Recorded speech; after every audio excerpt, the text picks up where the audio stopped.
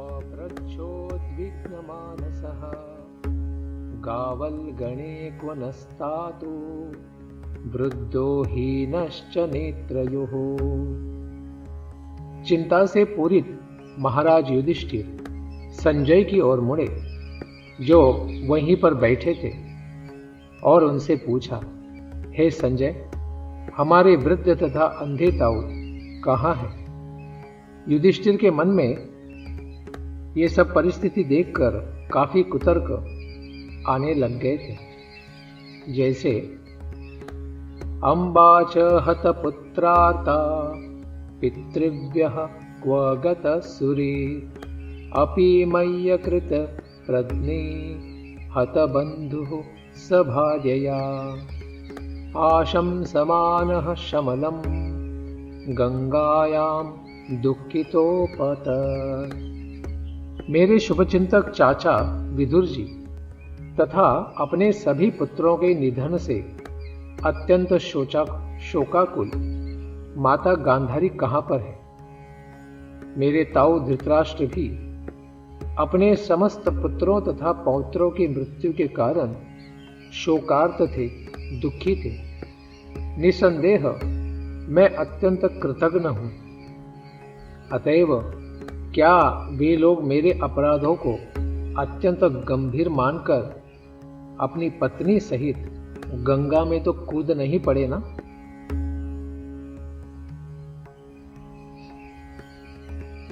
मानो उन्होंने सोचा ही होगा कि धृतराष्ट्र कहे, मैं क्यों जीऊं, जब युधिष्ठिर ने मेरे एक पुत्र को भी जिंदा नहीं छोड़ा। चलो, युधिष्ठिर को कम से कम मेरे हत्या का पाप तो लगे। मानो ऐसा भी कोई विचार उनके मन में तो नहीं आ गया, ये चिंता हो गई, ऐसा विश्वनाथ चक्रवर्ती ठाकुर जी का कहना। पांडवों ने और विशेष रूप से महाराज युधिष्ठिर तथा अर्जुन ने कुरुक्षेत्र युद्ध के परवर्ती प्रभावों की पूर्ण कल्पना कर ली थी। अतएव अर्जुन ने युद्ध करने से इनकार कर दिया था। यह युद्ध भगवान की इच्छा से ही हुआ था, लेकिन पारिवारिक शोक के प्रभाव उसी तरह सत्य उतरे जैसा उन्होंने पहले से ही सोच रखा था। महाराज युधिष्ठिर अपने ताऊ धृतराष्ट्र तथा ताई गांधारी की दुर्दशा के प्रति सदैव सचेत थे। अतएव उनकी वृद्धावस्था में तथा दुखी अवस्थाओं में वे उनकी यथासंभव देखभाल करते रहते थे। अतएव जब उन्हें राजमहल में अपने ताऊ तथा ताई नहीं मिले, तो स्वाभाविक ही था कि उन्हें संदेह हुआ और उन्होंने सोचा कि वे लोग शायद गंगा की धारा में ही डूब गए हैं। उन्होंने अपने आप को कृतज्ञ माना, क्योंकि जब सारे पांडव पितृहीन थे, तब महाराज धृतराष्ट्र ने रहने के लिए उन्हें सारी राजसी सुविधाएं प्रदान की थी। किंतु एक वे हैं कि बदले में उन्होंने धृतराष्ट्र के सारे पुत्रों को कुरुक्षेत्र के युद्ध में मार डाला।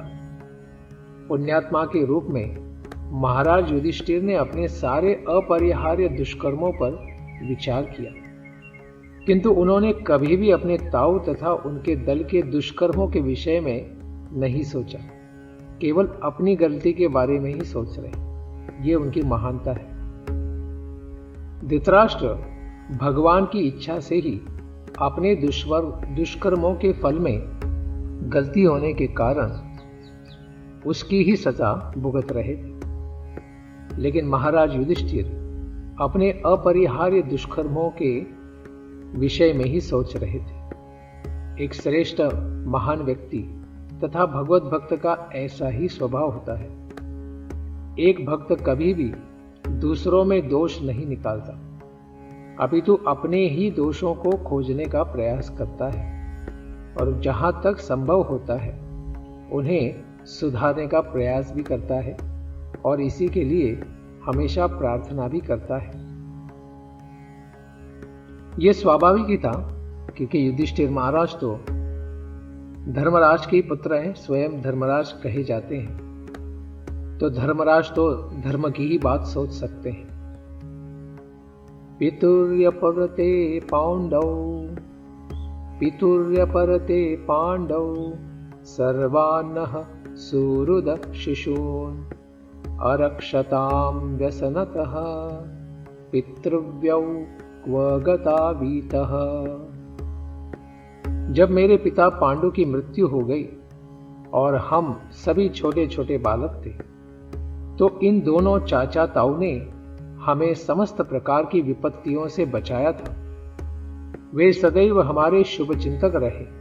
हाय, वे सब लोग कहां चले गए?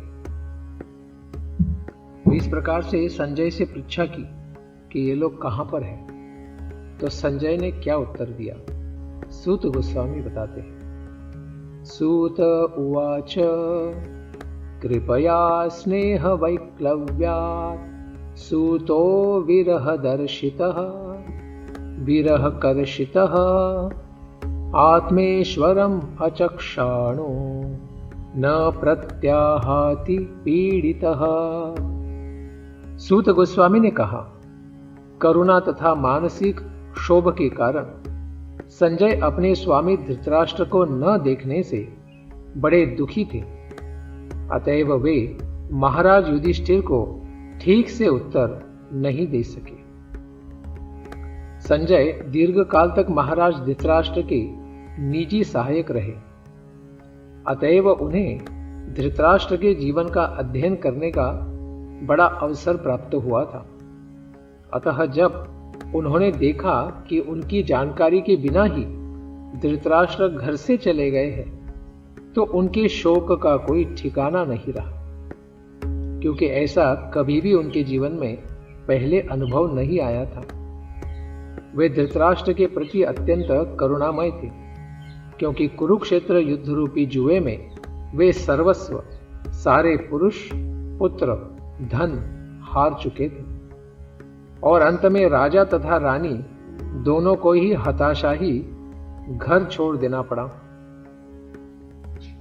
उन्होंने इस परिस्थिति का अध्ययन करके अपने ढंग से ही समझ लिया जो समझना था, क्योंकि उन्हें यह ज्ञात न था कि विदुर जी द्वारा धृतराष्ट्र की अंतर्दृष्टि जगाई जा चुकी है और वे गृह रूपी अंधे कुएं से निकलकर श्रेष्ठतर जीवन बिताने के लिए घर छोड़ गए हैं।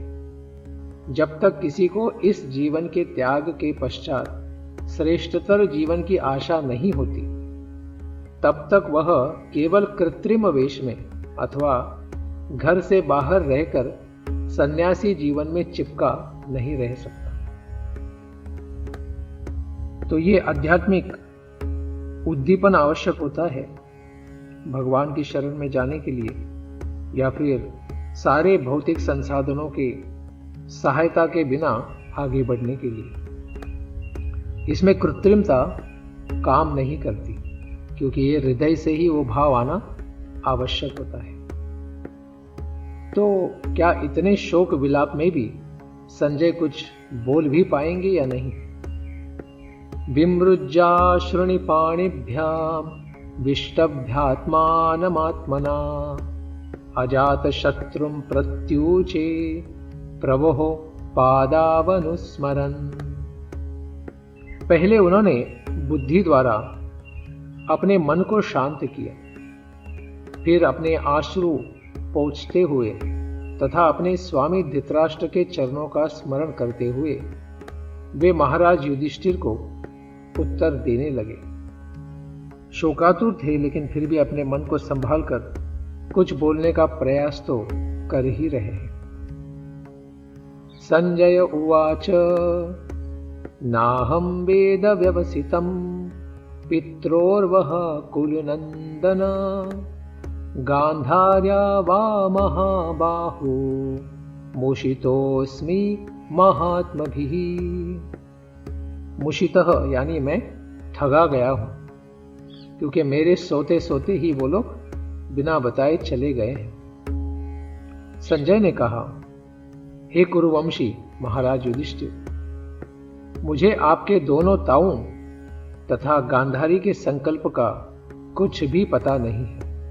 हे राजन, उन महात्माओं ने तो मुझे ठगा है, क्योंकि जीवन भर संजय उनकी सेवा में रहे, तो जब तक भौतिक संसार में लगे रहे तब तो सारी सेवा हमारी स्वीकार कर ली, लेकिन जब स्वयं मुक्ति के मार्ग पर चले जा रहे तो मुझे यही छोड़ गए। तो इससे काफी स्तंभित विस्मित रहे संजय भी। उन्हें अपेक्षा थी कि उस दिव्य पथ पर वे संजय को भी साथ में ले जाते तो उनका भी कल्याण होता। तो ऐसा दिव्य भाव संजय का प्रकट हो रहा है। यह जानकर तो आश्चर्य होगा कि महात्मा अन्यों को धोखा देते हैं या ठगते हैं, किंतु यह तथ्य है कि महात्मा महत् कार्य के लिए ही अन्यों को ठगते हैं। Great people cheat for great cause. कहा जाता है कि भगवान श्री कृष्ण ने युधिष्ठिर को सलाह दी थी कि वे द्रोणाचार्य के समक्ष असत्य बोले कि उनका पुत्र नहीं लेकिन कोई तो अश्वत्थामा मारा गया है, क्योंकि हाथी मारा गया था। और यह भी एक महान उद्देश्य के लिए था, जो कि भगवान इसे चाहते थे कि ऐसा हो। अतः यह महान उद्देश्य था, क्योंकि जो भगवान कहते हैं वही धर्म होता है। धर्मम तो साक्षात भगवत प्रणीतम, क्योंकि धर्म की रचना भगवान ने की है, हमने नहीं। तो भगवान अगर कुछ कहने के लिए बोलते हैं तो वही परम सत्य होता है हमारे लिए। जो प्रामाणिक भक्त है उसके समक्ष एकमात्र कसौटी है भगवान की प्रसन्नता, और उसके जीवन की चरम सिद्धि यह है कि अपने धर्म द्वारा भगवान को प्रसन्न किया जाए। यह गीता तथा भागवत का भी निर्णय है। गांधारी समेत धृतराष्ट्र तथा विदुर जी ने संजय से अपना संकल्प कभी प्रकट नहीं किया, यद्यपि वह निजी सहायक के रूप में धृतराष्ट्र के साथ निरंतर रहता था। संजय ने यह कभी नहीं सोचा था कि धृतराष्ट्र उससे पूछे बिना कोई काम करेंगे, क्योंकि ऐसा कभी अनुभव आया ही नहीं था। किंतु धृतराष्ट्र का घर से निकल जाना इतना गोपनीय था कि संजय को भी इसका पता नहीं चल पाया। सनातन गोस्वामी जी, इन्होंने भी चैतन्य महाप्रभु की लीला में बंदी गृह के पहरेदार को धोखा दिया था और वो निकल गए थे श्री चैतन्य महाप्रभु से मिलने के लिए, क्योंकि उन्हें संन्यास लेना था। इसी प्रकार रघुनाथ दास गोस्वामी भी अपने पुरोहित को धोखा देकर भगवान को प्रसन्न करने के लिए घर छोड़कर चले गए थे। तो भगवान को प्रसन्न करने के लिए जो कुछ भी करना पड़े वो उत्तम है और वही परम धर्म है, क्योंकि यह परम सत्य से संबंधित रहता है और जीव का परम कल्याण तो भगवान के समर्पण में ही होता है। भौतिक संसार में कितना भी कोई कुछ प्राप्त कर ले, उसका सब चीज का नाश होने ही वाला है। हमने भी, प्रभुपाद जी अपना उदाहरण दे रहे, हमने भी अपने परिवार वालों को धोखा दिया था और श्रीमद् भागवतम की सेवा में लगने के लिए स्वयं भी घर छोड़ा था। एक महान कार्य के लिए इस तरह धोखा देना आवश्यक था, और ऐसे दिव्य षड्यंत्र में किसी भी पक्ष को कोई क्षति नहीं होती, अर्थात न परिवार को कोई दुख होने वाला है क्योंकि उनका भी आध्यात्मिक लाभ तो होने ही वाला है, और जो छोड़ रहा है उसे तो भगवत प्राप्ति होने वाली है। तो यह अत्यंत दिव्य कार्यक्रम है। तो फिर वो लोग चले गए तो अभी संजय को भी कुछ पता नहीं है, तो फिर इस गुत्थी को कौन समझाएगा कि क्या हुआ है। तो ऐसी इच्छा से जब धर्मात्मा लोग कुछ ऐसी इच्छा करते हैं तो भगवान की प्रेरणा से यदृच्छया कोई महान संत आकर इसका दिव्य ज्ञान दे देते थे। तो यहां पर कौन आते हैं? अथा जगाम भगवान नारदः सह तुम्बुरुः प्रत्युत्थायाभिवाद्याः सानुजोर्भ्यर्यचन् मुनिम् सानुजोभ्यर्चयन् मुनिम्।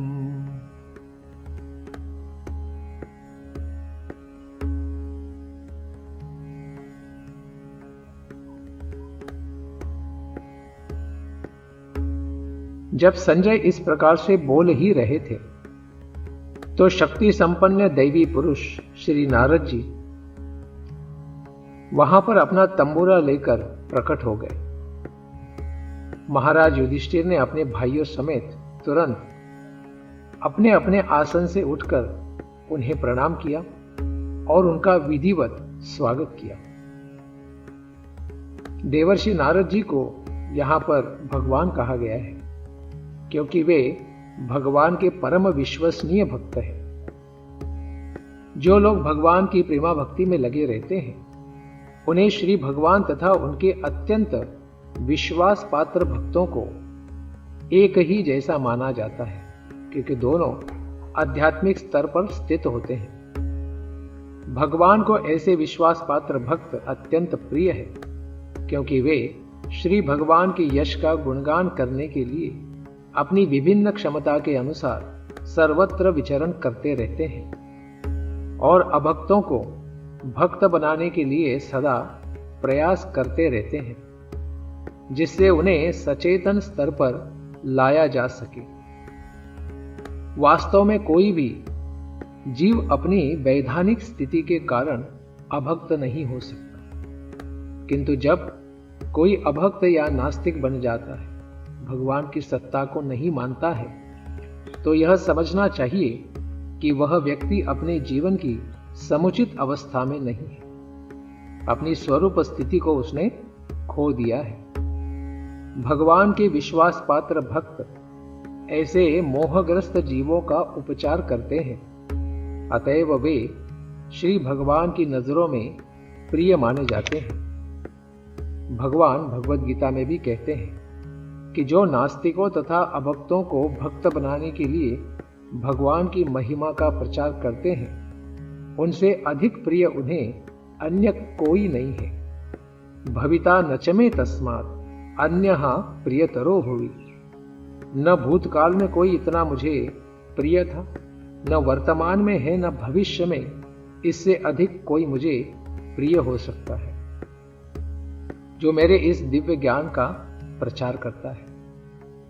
महाराज युधिष्ठिर अपने सुयोग्य भाइयों समेत नारद जी जैसे शुद्ध भगवत भक्त का सम्मान करना अन्यों के लिए अनुकरणीय है, जिनके लिए अपनी वीणा लिए हुए भगवान का गुणगान करने के अतिरिक्त और कोई कार्य नहीं है। केवल भगवान के नाम जाप करते हैं वीणा के ऊपर। नारद मुनि बाजाई वीणा राधिका रमन नामे। सदा सर्वदा राधिका रमन की दिव्य गुणगान नारद जी करते रहते हैं अपनी वीणा के साथ, और दूसरा कोई कार्य उनका है भी नहीं। तो ऐसे स्वरूप सिद्ध नारद मुनि वहां प्रकट होते हैं, उनका स्वागत हुआ है। तो युधिष्ठिर ने उनका दिव्य स्वागत किया, लेकिन बहुत जरूरी था यह जानना कि चाचा लोग कहां पर चले गए। युधिष्ठिर उवाच नाहं वेद गतिं पित्रोर भगवन् क्व गतावीतः अम्बावाहत पुत्राता क्व गता च तपस्विनी। महाराज युधिष्ठिर ने कहा, हे देव पुरुष, मैं नहीं जानता कि मेरे दोनों चाचा कहां चले गए हैं। नहीं मैं अपनी उन तपस्विनी ताई को देख रहा हूं जो अपने समस्त पुत्रों की क्षति के कारण, मृत्यु के कारण शोक से व्याकुल थी। महात्मा तथा भगवत भक्त के रूप में महाराज युधिष्ठिर सदैव अपनी ताई का महान क्षति का जो दुख है उसको समझते थे तथा तपस्विनी के रूप में उनके कष्टों के प्रति सदा जागरूक रहे। तपस्वी सभी प्रकार के कष्टों से कभी विचलित नहीं होता। इससे तो वह और भी मजबूत तथा आध्यात्मिक प्रगति के पथ पर दृढ़ होता है। महारानी गांधारी अनेक अग्नि परीक्षाओं में अपने अद्भुत चरित्र के कारण तपस्विनी का एक अद्भुत उदाहरण है।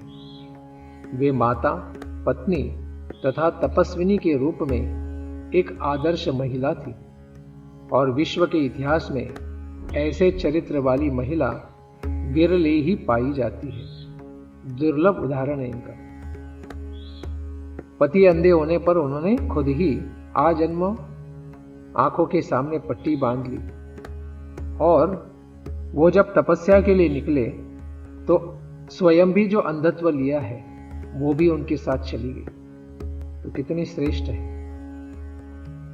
अभी न धृतराष्ट्र रहे न विदुर जी, सारे वृद्ध लोग चले गए, तो हमारे जीवन की नौका के लिए कर्णधार कौन है?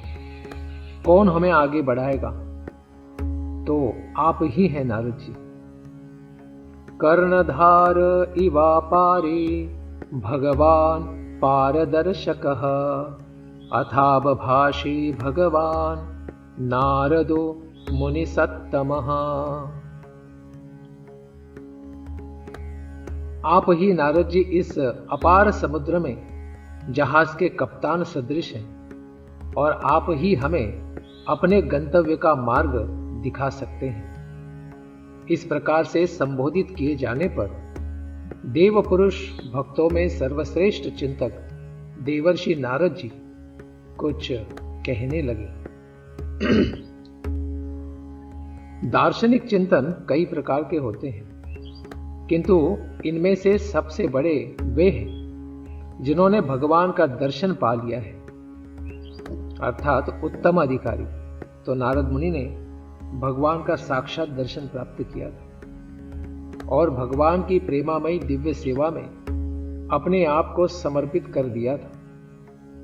भगवान के ऐसे समस्त शुद्ध भक्तों में देवर्षि नारद प्रमुख हैं। अतएव यहां पर उन्हें सभी दार्शनिक भक्तों में सबसे बड़ा बताया गया है। जब तक कोई प्रामाणिक गुरु से वेदांत दर्शन का श्रवण करके विद्वान दार्शनिक नहीं बन लेता, तब तक वह विद्वान दार्शनिक भक्त नहीं हो सकता। उसे अत्यंत दयालु, श्रद्धालु, विद्वान तथा विरक्त होना चाहिए, अन्यथा वह शुद्ध भक्त नहीं बन सकता। भगवान का शुद्ध भक्त ही हमें अज्ञान सागर की दूसरी ओर जाने का मार्गदर्शन कर सकता है। देवर्षि नारद जी महाराज युधिष्ठिर के महल में आया करते थे, क्योंकि सारे पांडव भगवान के शुद्ध भक्त थे और देवर्षि नारद आवश्यकता पड़ने पर उन्हें अच्छी सलाह देने के लिए सदैव तैयार रहते थे। तो क्या नारद जी जानते हैं कि युधिष्ठिर के चाचा लोग कहां गए हैं? नारद उवाच मा कंचन शुचो राजन् यदीश्वर वशं जगत् लोका सपाला यस्ये मे वहन्ति बलिमीशितुः स संयुनक्ति भूतानि स एव वियुनक्ति च। श्री नारद जी ने कहा, हे धर्मराज युधिष्ठिर, आप किसी के लिए शोक मत करो। क्यों कह रहे? क्योंकि आप सत्य अगर सुन लोगे तो मूर्छित न हो जाओ। इसीलिए नारद जी क्या कर रहे हैं? पहले ही बात बताने से पहले ही उनको सांत्वना दे रहे हैं, क्योंकि सारे लोग परमेश्वर भगवान के ही अधीन है और उनका ही दिव्य रूप काल इसके अधीन है। अतएव सारे जीव तथा उनके नेता तथा कथित राजा लोकपाल अपनी रक्षा के लिए भगवान की ही पूजा करते हैं। वे ही सबों के पास पास लाते हैं, वे ही सबों को पास पास लाते हैं तथा उन्हें काल के प्रभाव में विलग भी करते हैं। तो प्रत्येक जीव, चाहे वह इस जगत में हो या फिर आध्यात्मिक जगत में, सब तो भगवान के ही अधीन है। इस ब्रह्मांड के नायक ब्रह्मा जी से लेकर एक क्षुद्र चींटी तक सभी परमेश्वर की आज्ञा का पालन करने वाले हैं। इस प्रकार जीव की स्वाभाविक स्थिति भगवान के अधीन रहने की है। मूर्ख जीव, विशेषतः मनुष्य, झूठे ही परमेश्वर के नियम के विरुद्ध विद्रोह करता है और इस तरह असुर या नियम भंग करने वाले के रूप में प्रताड़ित होता है। भगवान ने बनाए हुए नियमों को पालन नहीं करता है, कुछ भी खाता है, कुछ भी करता है। कोई भी जीव हो, परमेश्वर की आज्ञा से किसी विशेष स्थिति को प्राप्त होता है। तो कोई असुर योनि में है, कोई प्राणी योनि में है, तो कोई देवता है। लेकिन उस प्रकार के कर्म के अनुसार ही भगवान के आदेश से ही ऐसी स्थिति को प्राप्त करता है और वह परमेश्वर या उनके अधिकृत दूत के आदेश द्वारा ही किसी अन्य पद पर बिठाया जाता है। जैसे ब्रह्मा, शिवजी, इंद्र, चंद्र, महाराज युधिष्ठिर या आधुनिक इतिहास के तथाकथित नेपोलियन, अकबर, सिकंदर, गांधी, सुभाष तथा नेहरू, सभी तो भगवान की ही तुच्छ दास हैं और भगवान परमेश्वर की भी परम इच्छा से ही अपने स्थानों पर बिठाए जाते हैं तथा उन स्थानों से उनको हटाया भी जाता है, क्योंकि ब्रह्मा जी की भी तो मृत्यु होती है। इनमें से कोई भी स्वतंत्र नहीं है। यद्यपि ऐसे लोग या नेता विद्रोह करके भगवान की श्रेष्ठता को मान्यता नहीं प्रदान करते। ब्रह्मा जी ने गो बालकों को चोरी कर लिया था, इंद्र ने सबके ऊपर वर्षा करा दी थी, शिव जी ने भी रावण को अस्त्र दे दिए थे। तो ये सब क्या है? भगवान के विरुद्ध ही छोटे मोटे कार्यक्रम हैं। देवता होने पर भी ऐसा काम कर देते हैं, किंतु इसके लिए उन्हें विभिन्न कष्टों द्वारा भौतिक संसार की ओर अधिक कठोर नियमों के अंतर्गत रखा जाता है। अतः जो मूर्ख व्यक्ति होगा वही कहेगा कि ईश्वर नहीं है। महाराज युधिष्ठिर को इस कटु सत्य के प्रति आश्वस्त किया जा रहा है, क्योंकि वे अपने चाचाओं तथा ताई के सहसा चले जाने से अत्यधिक व्याकुल थे।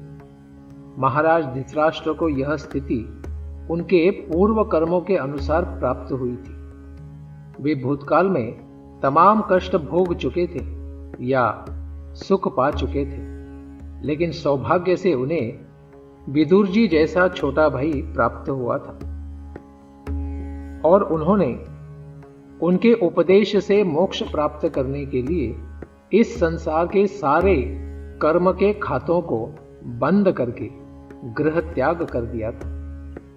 सामान्यतया कोई किसी योजना से अपने सुख तथा दुख के प्रवाह को बदल नहीं सकता।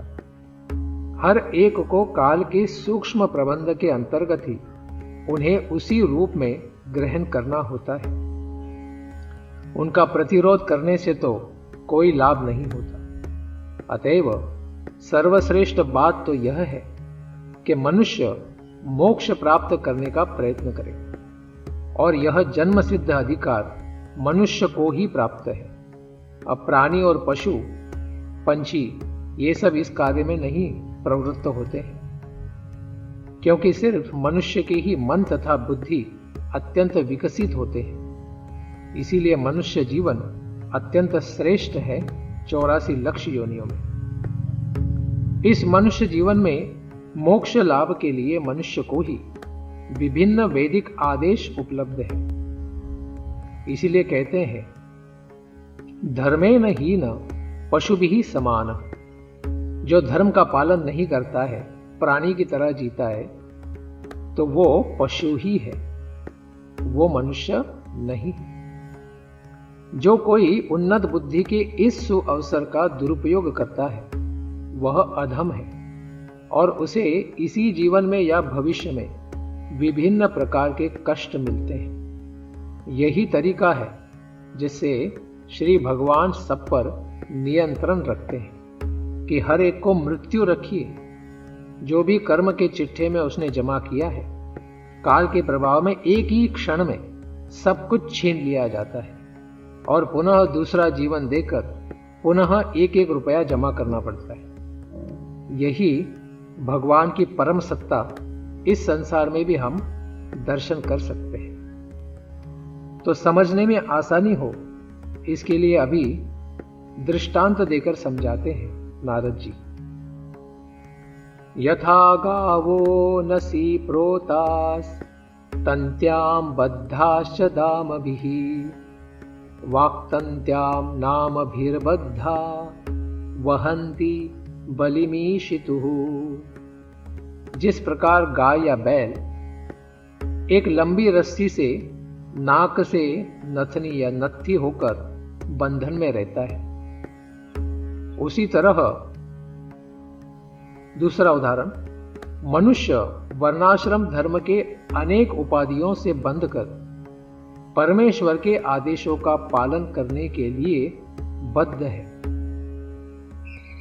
प्रत्येक जीव, चाहे वह फिर मनुष्य हो या पशु या पक्षी, यही सोचता है कि वह स्वतंत्र है, किंतु वास्तव में भगवान के कठोर नियमों से कोई भी स्वतंत्र नहीं। भगवान के नियम कठोर हैं क्योंकि किसी भी परिस्थिति में उनका उल्लंघन नहीं किया जा सकता। धूर्त लोग मनुष्य निर्मित नियमों से बच सकते हैं, पैसा देके, चोरी करके, किंतु परम विधि नियंता की संहिता में नियमों के उल्लंघन की तनिक भी संभावना नहीं है। ईश्वर निर्मित नियम में थोड़ा सा भी परिवर्तन करने वाले नियम भंजक को काफी कष्ट उठाने पड़ सकते हैं। परमेश्वर के ऐसे नियम विभिन्न अवस्थाओं में धर्म संहिता कहलाते हैं, किंतु धर्म का सिद्धांत तो सर्वत्र एक सा ही होता है।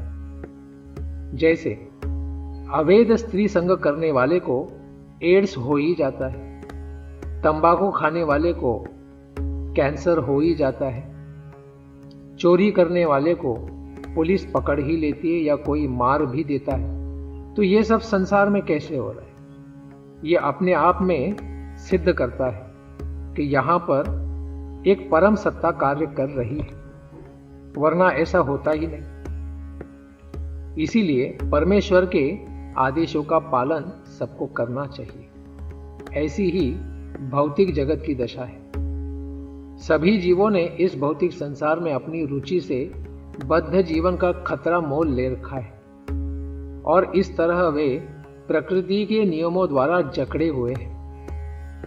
जैसा कर्म किया है उसी प्रकार का बंधन हमारे हाथों में आज हम देख सकते हैं। हमारा शरीर, हमारा मन हमें नियंत्रित कर रहा है।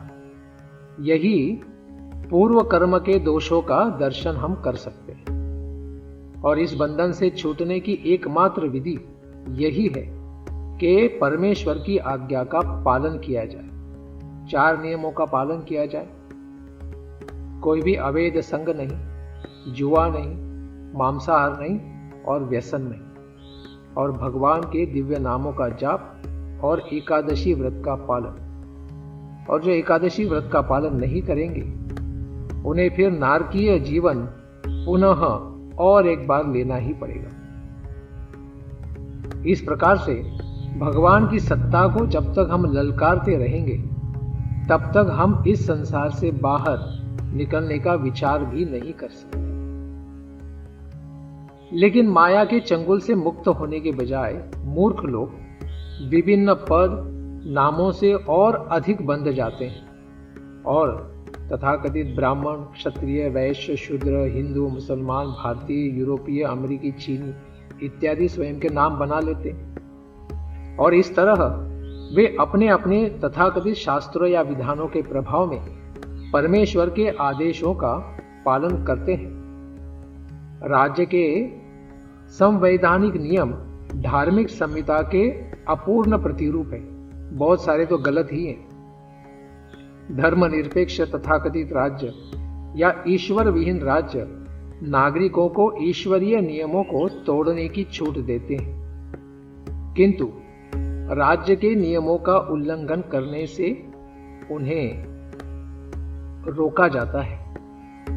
फल यह होता है कि मनुष्य निर्मित अपूर्ण नियमों का पालन करने की अपेक्षा ईश्वर के नियमों को तोड़ने के कारण जन सामान्य को अधिक कष्ट उठाने पड़ते हैं।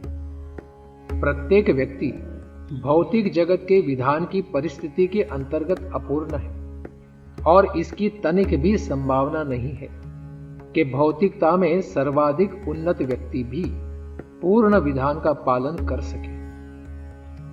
दूसरी ओर ईश्वर के नियम हैं जिनमें ऐसी अपूर्णता नहीं है।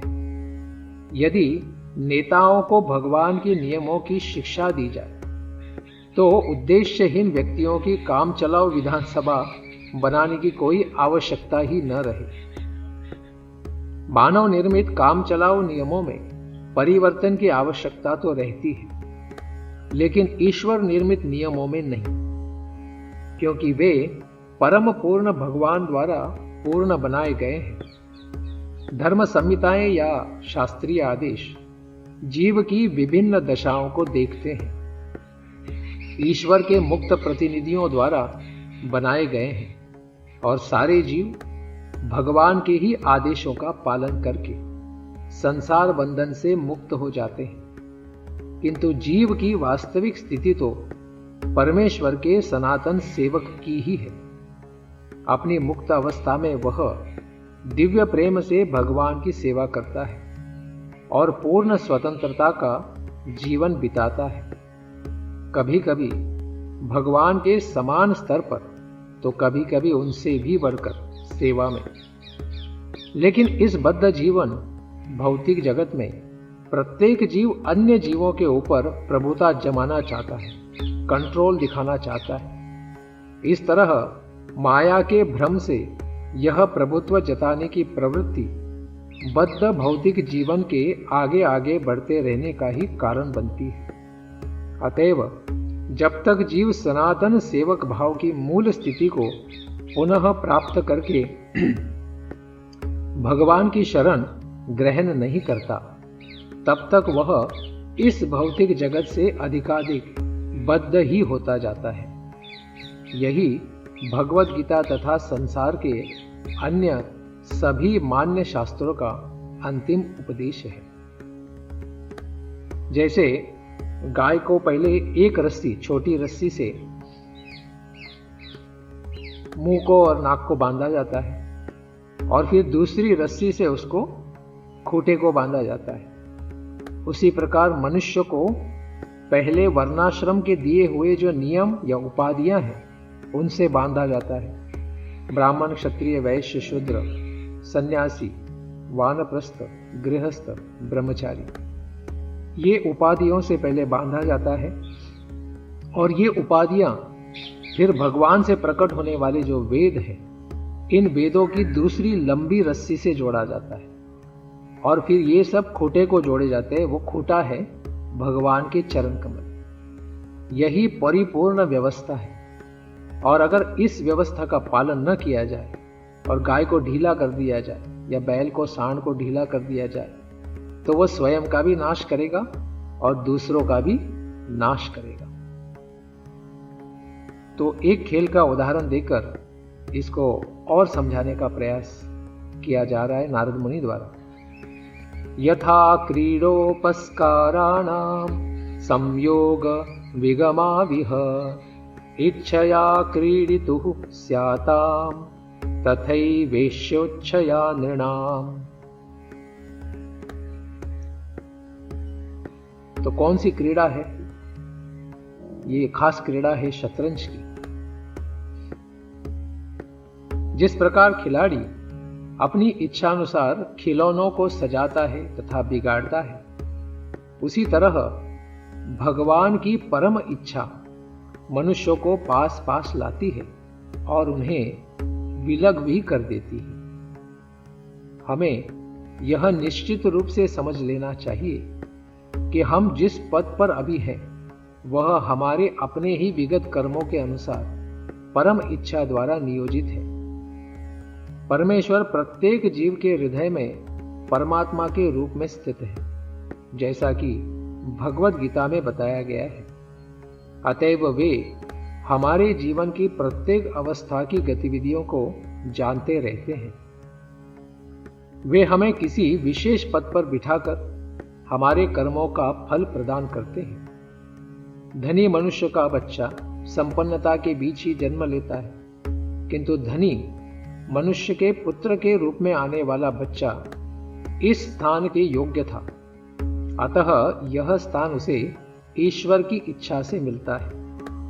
यदि उस बच्चे को किसी क्षण किसी दूसरे स्थान में ले जाया जाता है तो वह भी परमेश्वर की ही इच्छा से होता है। भले ही बच्चा या पिता ऐसे सुखद संबंध से वियोग पसंद न करे, यही बात निर्धन व्यक्ति पर भी लागू होती है। जीवों के मिलने या बिछुड़ने पर धनी या निर्धन कोई भी व्यक्तियों का कोई वश नहीं चलता। खिलाड़ी तथा उसके खिलौने इनका उदाहरण। किसी प्रकार की भ्रांति इसके बारे में नहीं होनी चाहिए। कोई यह तर्क कर सकता है कि जब भगवान हमें हमारे कर्मों का ही फल देने के लिए बाध्य है तो खिलाड़ी का उदाहरण यहां पर उपयुक्त नहीं बैठता। लेकिन ऐसा नहीं है।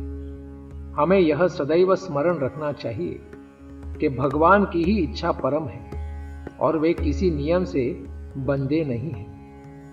सामान्यतया कर्म का नियम यह है कि लोगों को उन्हीं के कर्मों का फल मिलता है, लेकिन विशेष मामलों में भगवान की इच्छा से ऐसे कर्म इनके फल बदल दिए जाते हैं।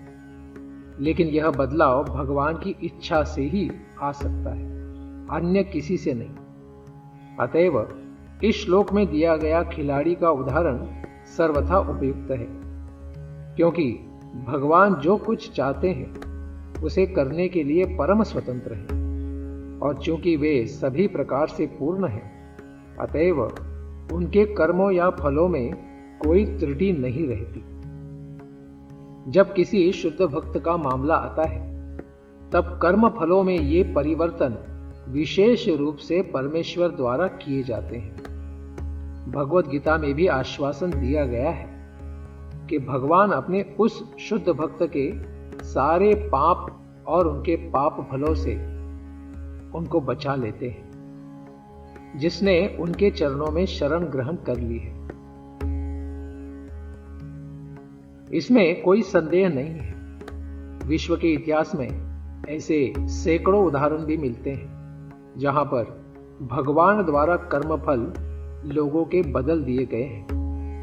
यदि भगवान किसी विगत कर्मों के फलों को परिवर्तित कर सकते हैं तो यह निश्चित है कि वे अपने ही कर्मों से या कर्मों के फलों से कभी बंधे नहीं रह सकते। ना हम कर्माणि लिम्पन्ति न मे कर्म फले स्पृहा। वे स्वयं पूर्ण हैं और सारे नियमों के सर्वथा परे हैं, क्योंकि उन्होंने नियम बनाए हैं, नियमों ने उनको नहीं बनाया है। हरे कृष्णा कृष्णा कृष्णा हरे हरे, हरे राम राम राम